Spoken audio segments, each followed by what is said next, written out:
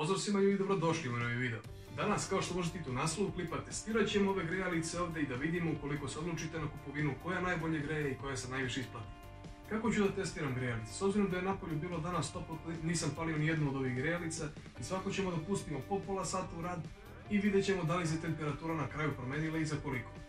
Inače, ja se već 2,5 godine grejem na struju konstantno, tako da sam jako dobro upoznat sa grejalicama i ništa da vam predstavim polako. Imam ovdje jedan kalorifer od 2 kW, inače njega nikako ne preporučujem da kupite kao primarnu grejalicu, jer on služi čisto da zagreje prostoriju još malo više ukoliko je jako hladno. Ali testirat ćemo i njega, dakle pola sata ćemo da ga pustimo rad samo njega, jeli? Posto toga imamo ovdje kvarcnu grejalicu od 3000 W, dakle jedan štap je 1000 W ili 1 kW. I nju neću da puštam sva 3 štapića, nego ću da pustim 2 štapića, pošto su uglavnom svi greju na 2 štapa, jel? Dalje imamo moju primarnu grejalicu, a to je uljani radijator od 13 ovih repara koji je 2400 W. I na kraju imamo konvektorsku grejalicu. Bar mislim da se tako zove s obzirom da sam saznao 5 minuta pre snimanja. Dakle, trenutno je u sobi, kao što možete vidjeti, nekih 20 stepeni. Inače, nisam napomenuo, moja soba je nekih 16 kvadrata, dakle 4x4 i pokušat ćemo s ovim grejalicama, jeli, da zagrajemo ovu prostoriju. Tako da, krećemo, ovo ćemo stavimo na maksimalno i krećemo u rad. Samo da vidim koliko je sati, dakle 7:05, u 7:35 isključujemo ovaj kalorifer i stavljamo drugu grejalicu i naravno merimo temperaturu poslije, tako da hajde da krenemo.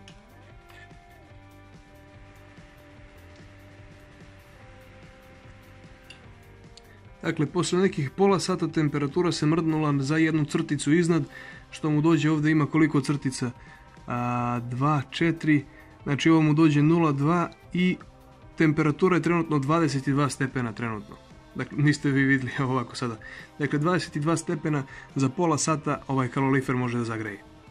Ništa, njega isključujem trenutno sa napajanja i po kadar ubacujem drugu grejalicu. Dakle, krenuli smo sa 22 stepena i sada uključujem ovu konvektorsku grejalicu u rad, 3. stepen i vidimo se za pola sata.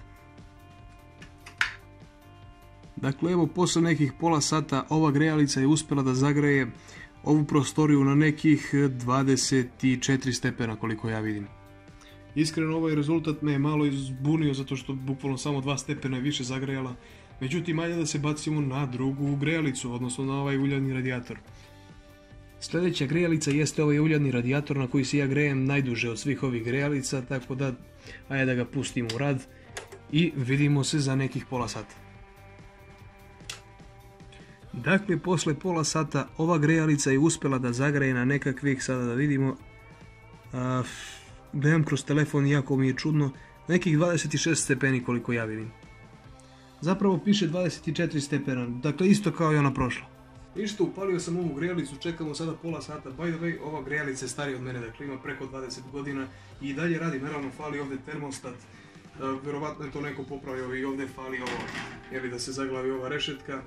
Ali dalje radi, što je jako zanimljivo, tako da ništa, vidimo se za pola sata. Dakle, kvarcna grejalica, kako ja vidim, ovdje uspjela je da zagreje prostoriju na nekih 25 stepeni otprilike. I na kraju, koja se najviše grejalica isplati od ovih 4?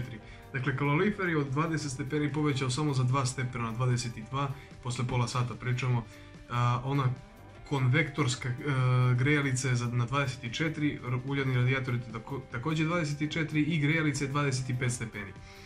Sada, ovo su idealni uslovi, dakle kada preko dana nije bilo toliko hladno i onda je soba generalno bila topla.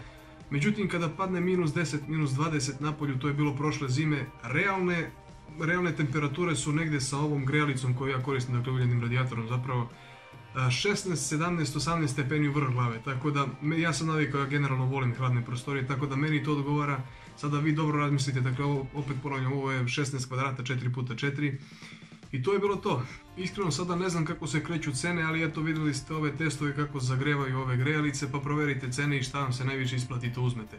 Ja kalorifer nikako ne preporučujem ga za dogrevanje prostorije ukoliko je jako hladno, ali recimo uljani radijator, ova grejalica kvarcna je jako dobra, tako da vi odlučite. Vidimo se u sljedećoj epizodi, pozdrav!